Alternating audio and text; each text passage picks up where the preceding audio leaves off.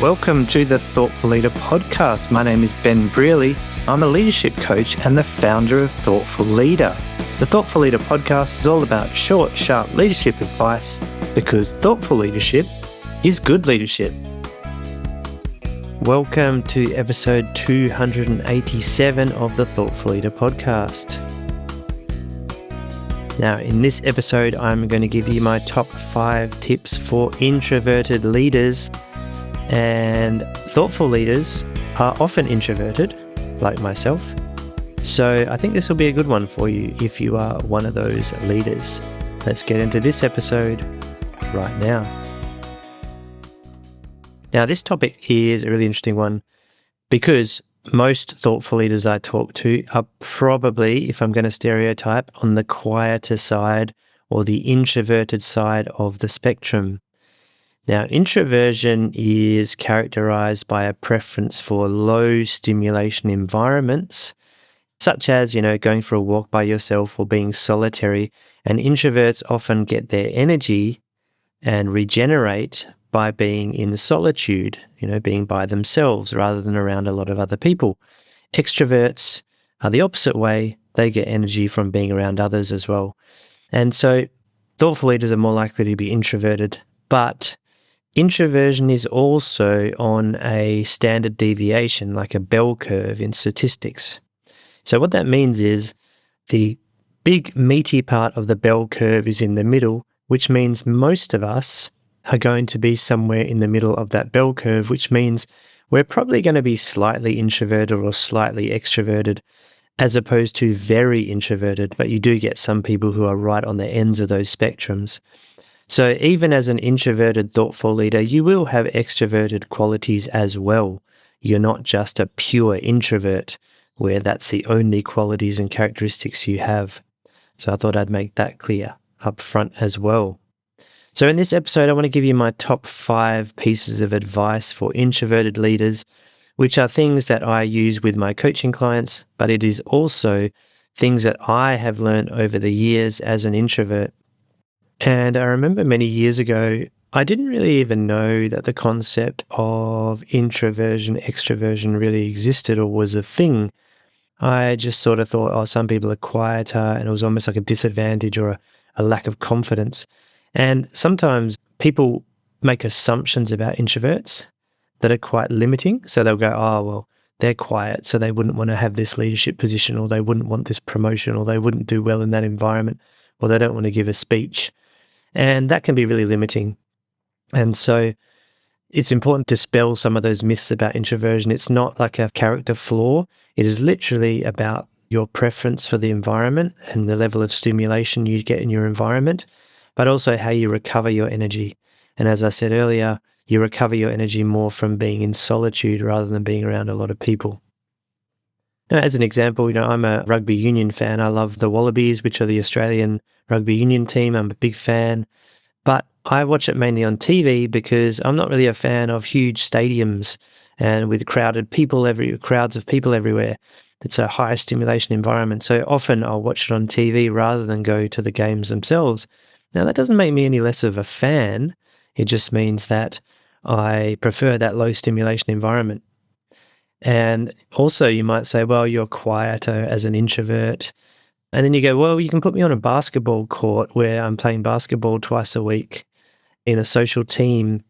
And you might notice I get a lot louder when I'm on the basketball court. So introversion is situational as well. Just because you're an introvert does not mean you cannot be extroverted from time to time. And it will depend on the context you're in. So I'll talk more about that later as well. And by the way, I do work with a lot of more introverted, thoughtful leaders as well.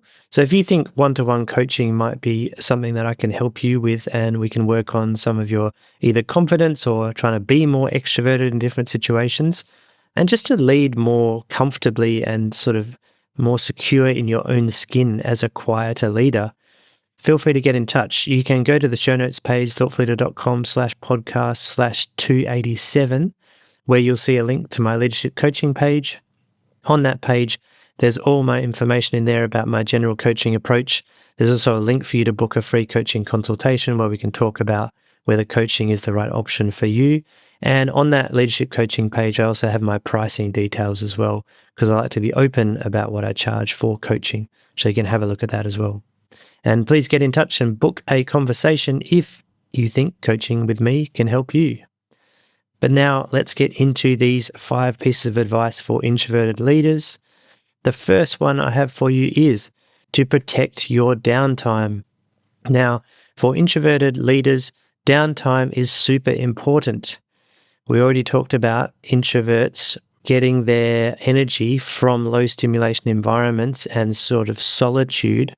So it is super important for you to protect your downtime.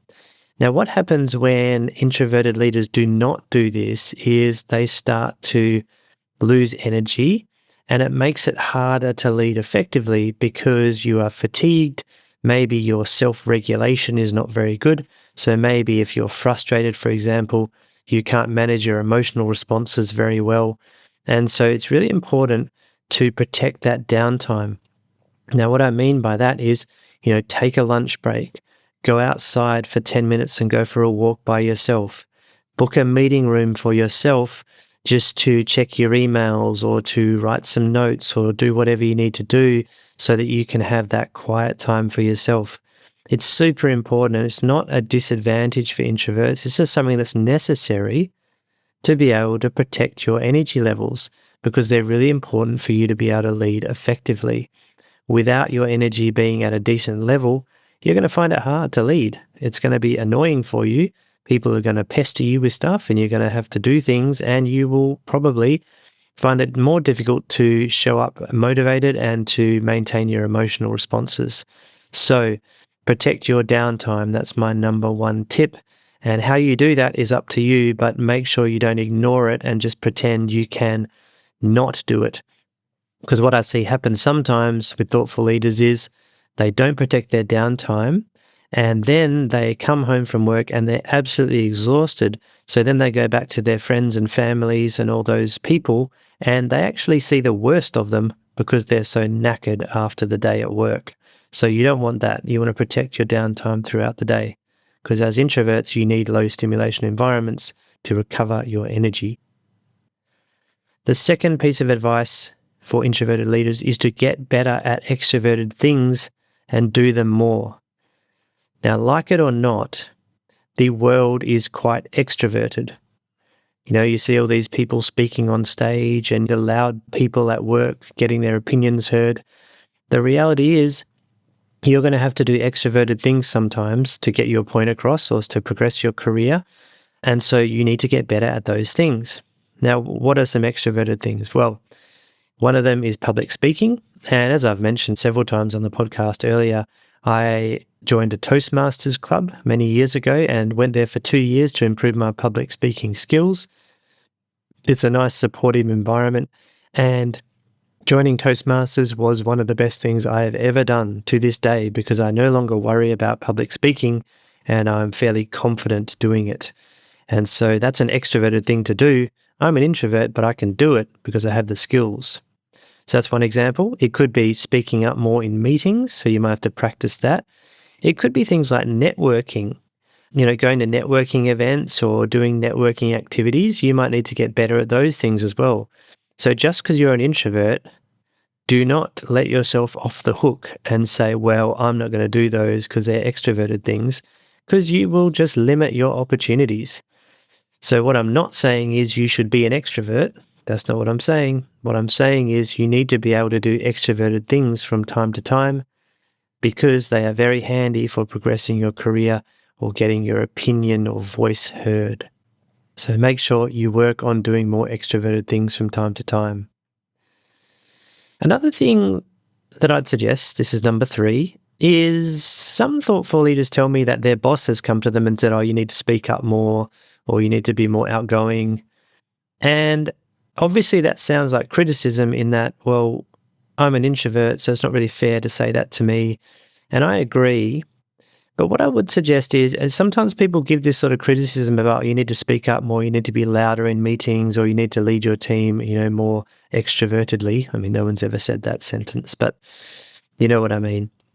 what I would suggest is when people give you feedback like you should be louder or you should speak up more, those sort of things, I would suggest you ask for specific evidence of why that is holding you back. So, for example, if someone says, "Oh, you need to be louder or speak up more," you say, "Oh, can you give me some examples where you think this is holding me back, or is there a performance problem in my team that you've noticed?"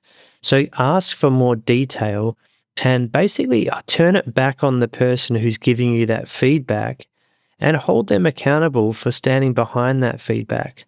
Because sometimes people just say you should be louder because they are louder. So what I want to see is from these people giving that sort of feedback is, what's your evidence for that? What is the evidence that tells you I should be louder? And that's not to say there is no good reason to be more extroverted from time to time, but sometimes people don't think through their feedback. They just give you easy feedback, like, "Oh, you need to speak up more." So I would hold them accountable and ask for specific details on where you think it's limiting you or where it's a problem. Now, the fourth thing I suggest for thoughtful leaders, actually, this is for all leaders, but I think for introverted leaders, it is very, very, very useful and valuable, and that is to understand your values. Now, I have a Understanding Your Values and Using Your Values online course, which I recently released earlier this year. I'll put it in the show notes page as well, thoughtfulleader.com/podcast/287. It's a really good way to set a foundation for your leadership, and that is by understanding your values and being able to use them effectively. And when I say use them, the reason why I think this is so important is because sometimes you're going to have to speak up, you're going to have to take a stand, you're going to have to be more extroverted, and understanding your values helps you to do that, because it'll help you make decisions about what you stand for and what you will choose not to speak up about, for example. So check out that course. Understanding your core values is such a great way to build a foundation for your leadership, in my opinion. It's something that I include with all of my coaching clients now as well, which is to make sure they do that inner work of understanding their own values so they can lead effectively and make decisions about what actions they're going to take. And for introverts in particular, I find it really useful because sometimes your values give you that motivation to speak up or do the hard thing or do the extroverted thing that you need the courage to be able to do. So yeah, once again, check out the show notes page, thoughtfulleader.com/podcast/287 for that course, online course. It's short, it's like 1 hour worth of content, but I really recommend it for setting a foundation for your leadership. Okay, now point number 5 is let go of your shoulds and recognize your strengths. So a lot of thoughtful leaders, particularly introverted ones, have a lot of shoulds going on. And those are thoughts going on in their head that, "Oh, I should be more outgoing. I should be louder. I should do this. I should be more confident." All those shoulds. Now, my mother gave me a good piece of advice many years ago when I used to say, "I should do this, I should do that." She said to me, "Who says you should?" And often what came about was, no one actually told me this. It was just my own internal dialogue telling me I should do stuff, not anyone externally telling me that. So thank you, Mum, for that piece of advice. I still refer to it today in episode 287. So let go of your shoulds and recognize your strengths. And your strengths are, as a quieter leader, you're going to be quite introspective, I imagine. You're going to think through things. You're going to think before you speak. You're going to think before you act. You're going to do some planning. Those are all really strong qualities. So make sure you sit down and understand your key strengths. Now, I did an assessment called Clifton Strengths years ago, and it's been taken over by Gallup now. So I'll put a link to that in the show notes, Gallup's Strengths Assessment. It's a really good one. It's quite a big survey you do, then you get quite a comprehensive report. And you can do that by yourself. You don't need a consultant or anything. And last time I checked, it's probably about $100 Australian to do that assessment. And it gives you an idea of your key strengths. And when I did this, it told me my number one strength was the relator, it calls it. And basically that means I do really well in one-to-one conversations. instead of big groups. And actually, when I saw that feedback in that report years ago, it was a bit of a light bulb moment for me because I realized, oh yeah, that really makes a lot of sense. And from then on, I do most of my networking by coffee catch-ups, one-on-one conversations, those sort of small forums, rather than big networking events, for example. So you can check out that Gallup Strengths on the show notes page as well. I'll put a link to that in the show notes. So those are my 5 tips, just to reinforce them again. Protect your downtime, get better at extroverted things and do them more. Ask for specific evidence if people tell you to be more outgoing. Understand your values and let go of your shoulds and recognize your strengths. So those are my 5 biggest tips for introverted leaders. I hope you find them useful. Obviously, if you've got a comment, I want to know what you think as an introverted leader as well. Put a comment in Spotify if you're on Spotify. That'd be great, and I'll respond to that. Or you can go to my show notes page, once again, thoughtfulleader.com/podcast/287, where you can put a comment there as well. I'd love to hear what your thoughts are. And how do you deal with being an introverted leader? What are your top tips that you can share as well to help other thoughtful leaders? Okay. Thank you very much for listening, and if you have a spare 5 seconds or so, make sure you give a 5-star review on Spotify or your podcast app of choice to this podcast, if you like it, that is, of course, because it helps me get the word out and actually helps other thoughtful leaders find it too. And we need more thoughtful leadership in the world, so if you could do that, it'd be much appreciated. Okay, keep up the thoughtful leadership as usual, and I'll be back next week.